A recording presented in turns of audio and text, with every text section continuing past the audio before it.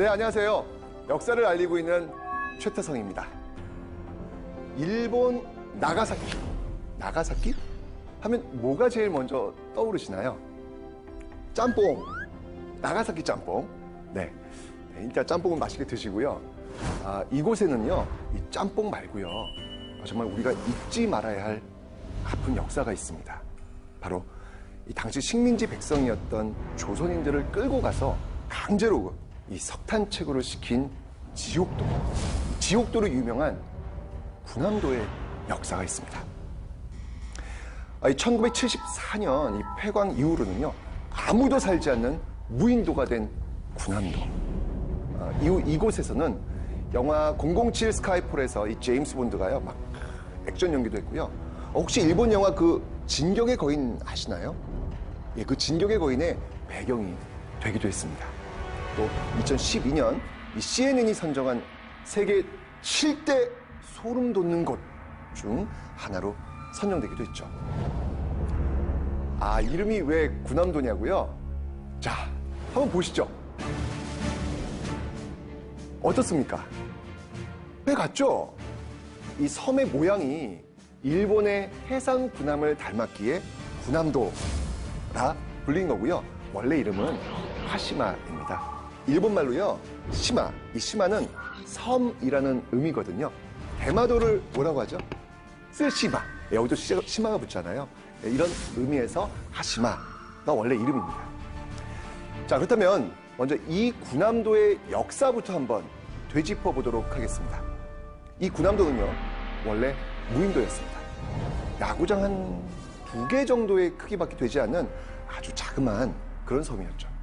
그런데 1810년 이 섬에서 석탄이 발견됩니다. 하시마의 운명이 바뀌는 순간이었죠. 이 당시 일본 산업혁명을 주도했던 미쓰비시 회사가요, 1890년 이 섬을 매입하고 석탄 채굴을 시작합니다.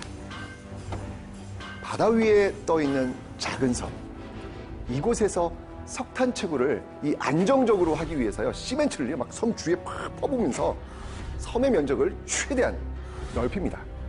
그리고 이 많은 인력을 수용하기 위해서 1916년 일본 최초로 이 철근 콘크리트 구조의 아파트 건물을 위로 세우게 됩니다.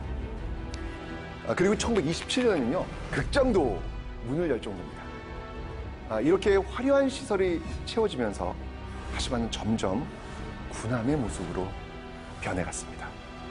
마치 당시 팽창하는 일본 제국주의의 모습처럼 말이죠. 일본은 1931년 만주사변을 시작으로 1937년 중일전쟁, 1941년 태평양 전쟁을 일으킵니다. 전쟁이 이렇게 확산되자 군인과 이 노동자의 수는 더욱 많이 필요했겠죠. 그 필요한 숫자를 식민지 조선에서 강제적인 방법으로 채워나갑니다. 1938년 국가 총동원법이 제정된 배경입니다. 피해자분들의 증언에 따르면요, 1943년부터 45년 사이에 약 한 800명 정도의 조선 광부들이 이곳 군함도 탄광에서 일한 것으로 생각됩니다. 이 군함도의 석탄은요, 품질이 매우 좋았습니다. 그 품질 좋은 석탄을 캐기 위해서는 지하 1000m 이상을 파 내려가야 했는데요. 지하 1000m. 깊이 내려갈수록 이 경사는 급해집니다. 기울기만 60도. 미끄러지면 떨어져 죽을 수 있기에 이 서로의 몸을 고무줄로 묶어야 했죠. 이 공간은 매우 좁아서요, 자세를 잡고 일하기가 굉장히 어려웠습니다. 이렇게 막 포복 자세로 또는 막 이렇게 막 엎드려서 이 석탄을 캐야 했죠. 이러다 보니까요, 이 갱도에 들어갈 수 있는 체구가 작은, 아직 신체적으로 다 성장하지 못한 어린 학생들마저 동원됩니다. 지하 1000m, 이 깊이로는요, 이미 바닷속이에요. 이 스며들어오는 이 바닷물에 매일 노출되다 보니까 피부는 또 짓무릅니다. 온도는 40도를 넘습니다.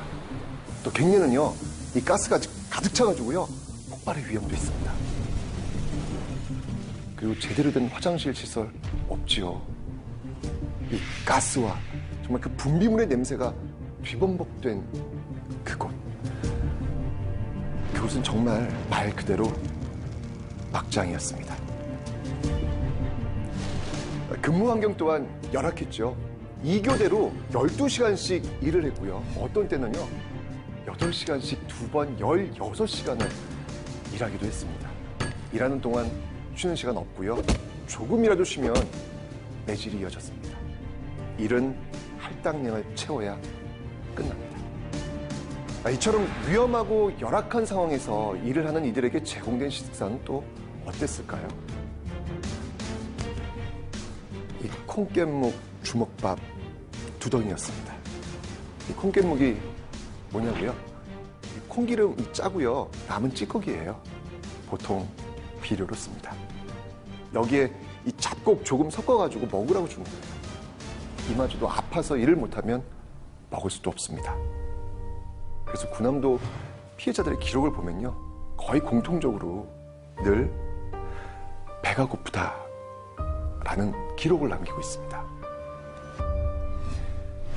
도망치면 되지 않냐고요? 이 바다 위에 떠 있는 섬이고요, 파도가 정말 높게 치는 지역이었습니다. 그래도 지옥과 같은 그 군함도에서 뭐 죽으나, 뭐 탈출하다 죽으나, 거기서 거기다 라고 생각한 사람들은요, 실제로 탈출 시도합니다. 그러나 그 넓은 바다를 헤엄쳐 기적같이, 정말 기적같이 그 육지인 나가사키에 닿았다고 해도요, 그곳 역시 일본 땅이었습니다. 바로 잡혔죠. 잡히면 현장에서 맞아 죽거나 엄청난 고문을 당해야 했습니다. 채찍으로 매질을 하면 채찍에 살점이 묻어나올 정도였고요. 거꾸로 매달아서 막 이 석탄재를 섞은 물을 코에 들이붓기도 했죠. 나가사키 해안에 가면 작은 묘역이 하나 있습니다. 이 군함도에서 탈출하다 익사한 조선인들이 잠들어 있는 곳입니다. 고향 생각에 탈출을 시도했지만 결국 고향에 가지 못했던 가슴 아픈 현장이죠. 이런 지옥 같은 날들을 보내던 조선인 광부들, 어느 날 섬 전체가 심하게 흔들렸습니다. 그리고 그들은요, 갑자기 섬 밖으로 나가게 됩니다. 어디였냐고요?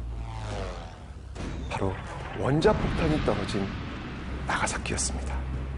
이 나가사키 원폭으로 섬 일대가 정전이 되니까 이 해저 탄광에서 작업을 못하게 된 그 조선인 광부들이요, 원폭 사후 처리를 위해서 보내셨던 겁니다. 원폭이요, 보호장비 지급됐을 리 없었겠죠. 결국 방사능에 피폭된 사람들마저 생겨났습니다. 이 군함도에서 강제로 노동에 종사한 조선인들에게 그곳은 지옥이었습니다. 이런 아픈 역사가 새겨져 있는 군함도, 지옥도라 불린 당시 군함도의 모습이 영화에서 아주 실감나게 표현됐다고 하죠. 영화 군함도를 통해 당시 우리의 조상들의 그 안타까운 사연과 아픈 역사를 기억하고 한번 되돌아보셔도 좋을 것 같습니다. 자, 그렇다면 현재의 상황은 어떨까요? 2015년 군함도는 일본 메이지 요신 시대의 산업혁명 시설로 유네스코 세계문화유산에 등재됐습니다. 그러나 이 강제 동원에 대한 내용은 전혀 언급되지 않았습니다. 대상 기간도요, 1850년에서 1910년으로 딱 한정해 놓고 있습니다. 전쟁이 한참이던 1940년대의 일들을 숨기기 위한 꼼수로 보입니다.